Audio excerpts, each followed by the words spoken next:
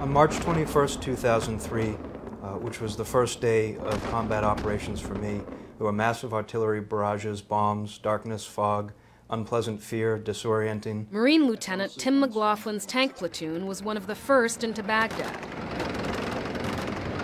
As a Russian language and poetry major, writing was his passion, so he kept a diary. My tank was in the lead, swamped by a mass of reporters. A peace protester screamed at me, "How many children have you killed today?" It is your diary. You weren't at the time writing it for No. others to read. What does it reveal? Boredom and thinking about home, interspersed with the suddenness of violence. Sometimes that sudden violence led to mistakes.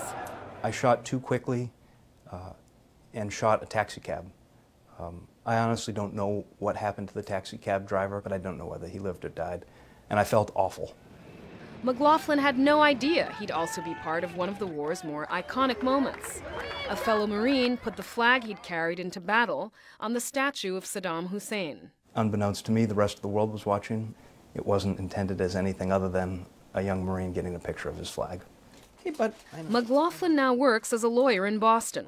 He also helps veterans suffering from post-traumatic stress disorder, giving them free legal advice. He too has PTSD, but doesn't see it as a disorder. It's not a disorder. When you see people die in front of you, when you kill people, when you kill the wrong people or the right people, or too fast or too late, it affects you. Lieutenant McLaughlin's diary is now part of a New York exhibition, reflecting on the invasion of Iraq. Was this worth it for you? Oh yeah, I would rejoin the Marine Corps every time. What is the cost? I have nightmares at night, I take medicine to sleep. But set that all aside, and I'm able to make a difference in the world. We fell back for a B-52 strike, then we reattacked, destroyed an anti-armor ambush. My tank went down, the other tank got stuck in the mud, and then we went to sleep. Lieutenant McLaughlin's diary will be on display at the Bronx Documentary Center until mid-April. Magali Laguerre-Wilkinson, CBS News, Boston.